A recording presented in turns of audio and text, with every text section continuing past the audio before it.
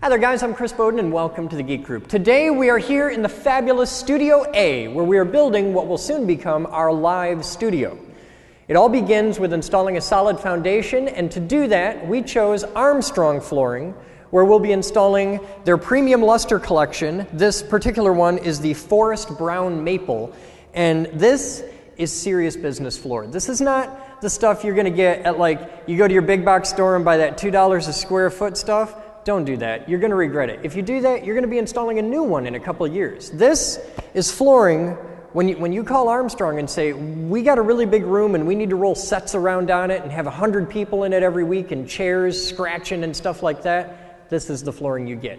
You'll notice it's crazy thick. It's got their nifty tongue and groove set up where everything locks together, you snap everything into place, and it's just made of awesome. So today we're going to take you through the step-by-step process of how to install it. Now, you're going to want to consult with Armstrong's official instructions, which you can find here at this link, and the link's also in the description of this video, because our room is perfect for this. It couldn't get any easier. We have a nice, simple rectangle. It's 20 feet by 40 feet. Everything just fits easy. It saves us a ton of work in doing this.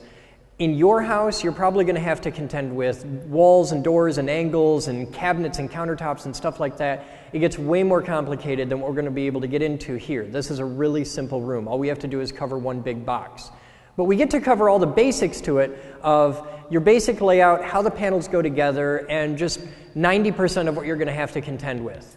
Before laying the laminate, make sure that your floor is clean and level. Clear the subfloor of debris and hammer down any protruding nails. Your floor should be flat to within 3/16 of an inch over the length of your level, ideally one that's at least 4 feet long. Unroll your underlayment logo side up. Butt it against the edge of the wall, ignoring the plastic flap. You'll trim that off later. Push any humps to the far end to smooth out the entire surface perfectly flat.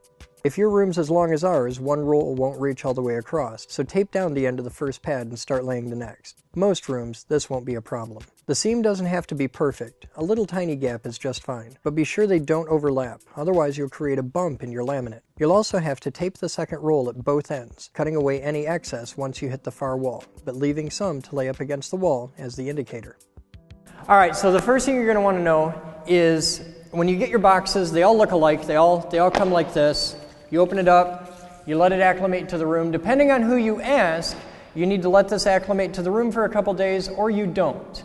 We chose to do it because we couldn't figure out who was smarter than the other person, and you read different instructions for this stuff and you get different things. We're going to tell you, let it acclimate to the room for a couple days. You probably don't need to, but it doesn't hurt to do it. So you got time.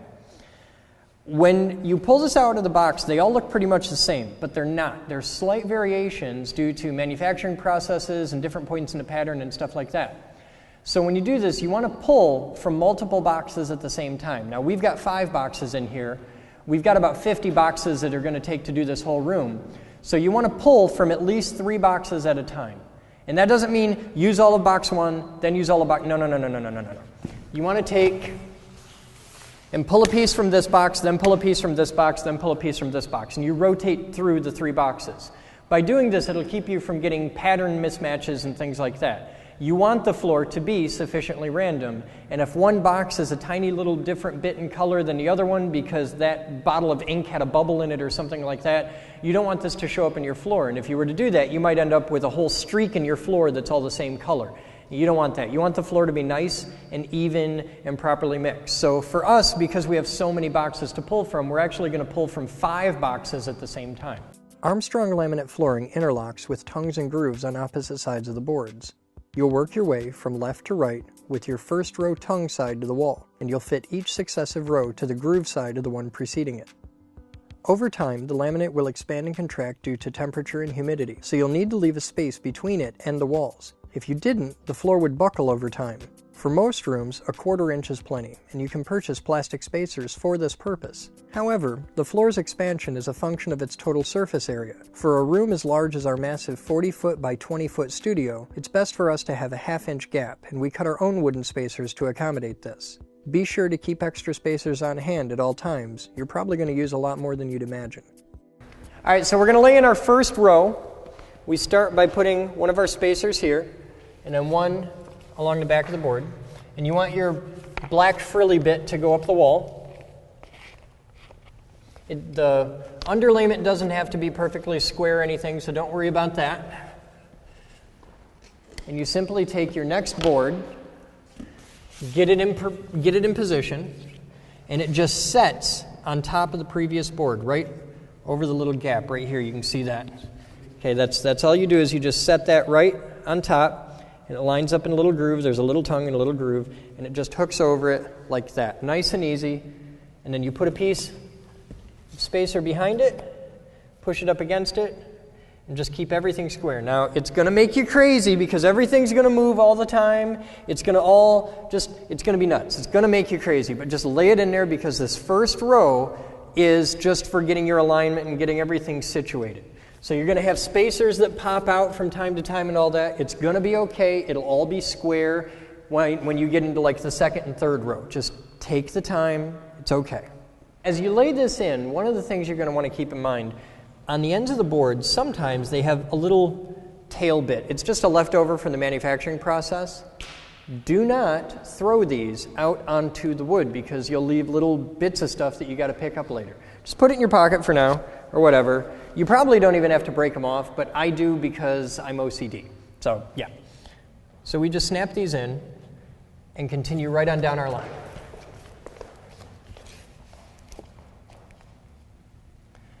This motion is how you're going to be spending a lot of your day. Get used to it.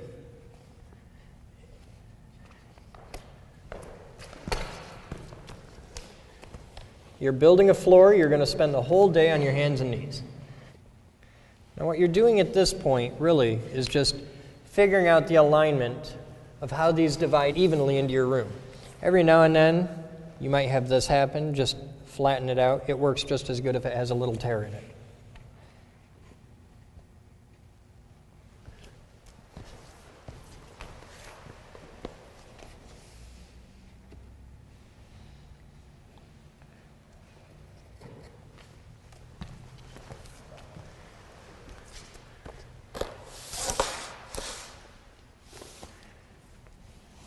Now, as we go all the way down, you see that our board matches almost perfectly. They're all touching end to end, and I have exactly a ½ inch down here at the end. This could not work better if we tried. To do the next row, you want to make sure to start by cutting a board right in half and then laying it in, and use that half board at the beginning and the end.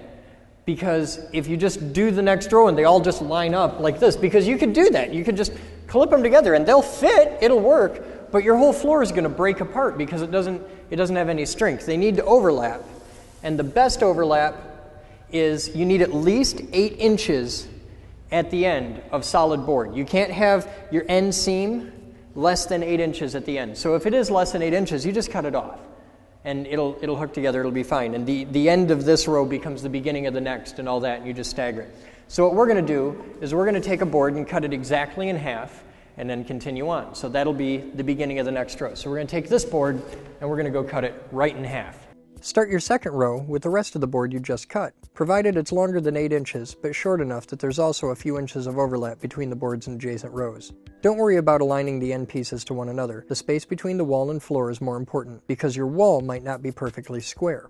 Approach the groove of the last row from above at a downward pitch and gently push it in and forward until no unsurfaced material is visible.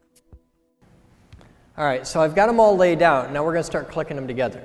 Now here's the 2 tools that you're going to learn to love by the end of this project. You're going to need a bang bar, and you're going to need a dead blow hammer. Now a dead blow hammer looks like a little tiny sledgehammer, but it isn't. It's actually a hard rubber hammer, and inside it's filled with little lead balls or steel shot. You can hear it make the funny sound. So when you go to get a dead blow hammer, just shake it, and it feels weird when you hit things with it because it doesn't bounce right. If you it just thud. This is what you want. It'll keep you from breaking the floor. You want to get a good bang block, and you can get these anywhere where you get the floor, and I'm sure you can get them on the Armstrong website and whatnot. So here's how it's done. Come in at an angle. Make sure your previous row is lined up right. Come in at an angle and have it lined up down here on the end. Smush everything together and you don't really press down on it. You want to make sure everything's up against the wall and everything's square. Now very gently, as you tap this, you see that there's no seams open here and everything's lined up right. As you tap this gently, this will lay down. Don't force it down. It's going to lay down on its own with some gentle tapping.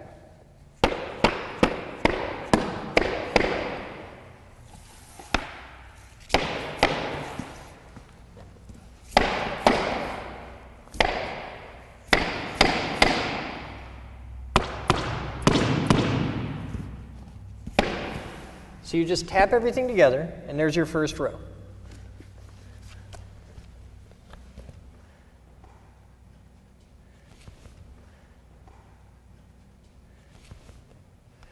Now, a lot of these are going to feel a little weird, and it won't feel like it fit quite right or anything like that. But the seams are going to get a lot tighter as you go, because when you're out in row 10, every time you smack that, all that energy is going to be transmitted all the way back to the wall, and it'll lock it right in there. As long as everything's lined up properly, these seams will lock down.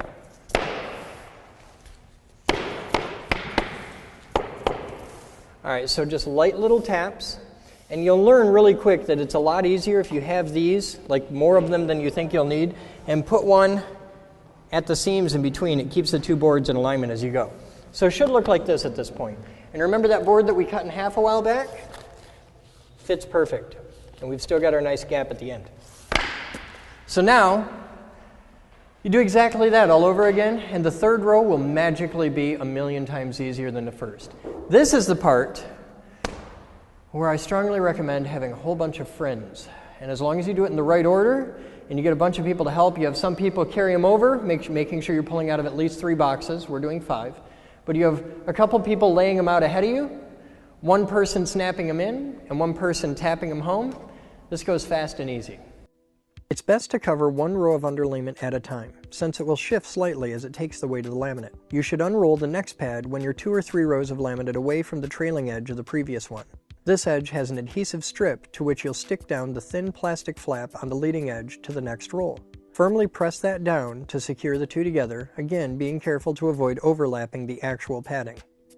You've come to the fun part. You've had your nice groove with slide it in, tap, tap, tap, bang, bang, bang, all the way down over and over and over again.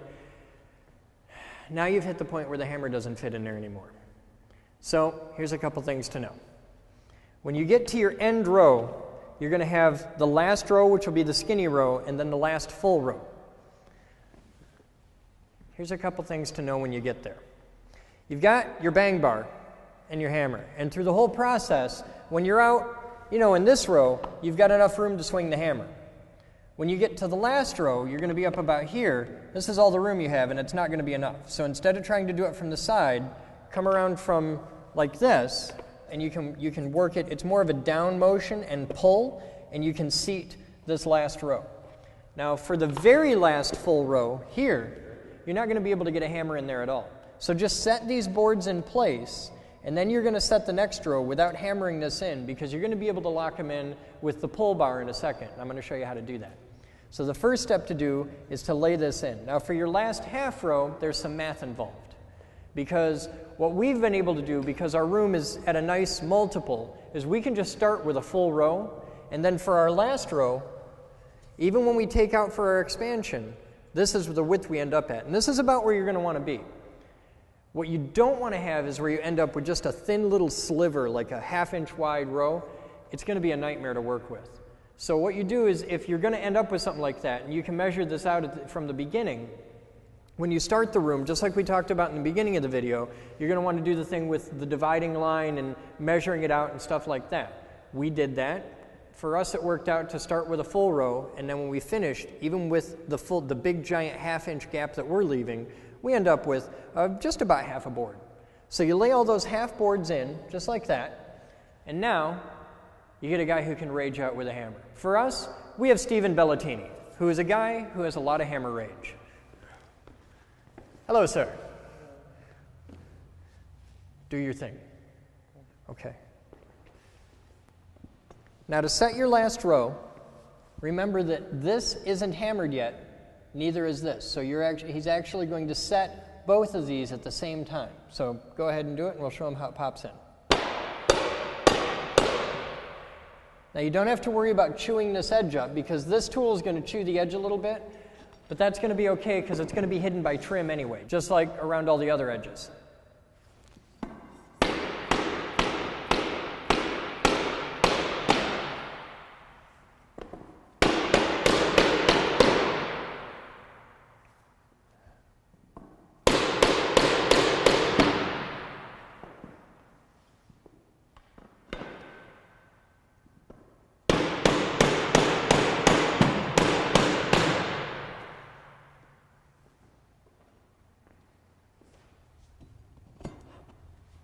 All right,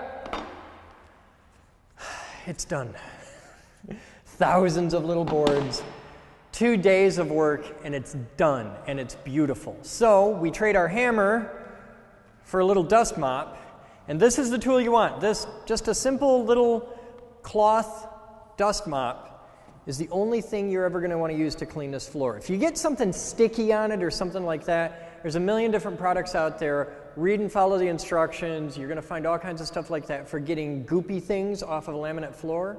But we're going to use this room with a live studio audience of 50 people. We're going to have 2 sets in here, mainly with guys that are making piles of sawdust. It's perfect for this room because they'll take the traffic, it'll handle all the chairs moving around, and all the sawdust we just clean up with a shop vac. For the last little bit, just go over it with a dust mop. And it's set. And look at that. You just wipe it down with a dust mop, and all the sawdust comes right off. We can go right over here where we've had 20 people walking around in here, and with just the lightest little bit with a dust mop, this comes right off. All that sawdust, all the footprints, they come right off. It's really easy.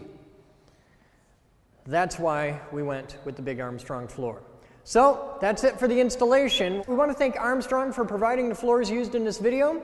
And we want to thank the huge amount of volunteers that came out to help us install 50 boxes of flooring.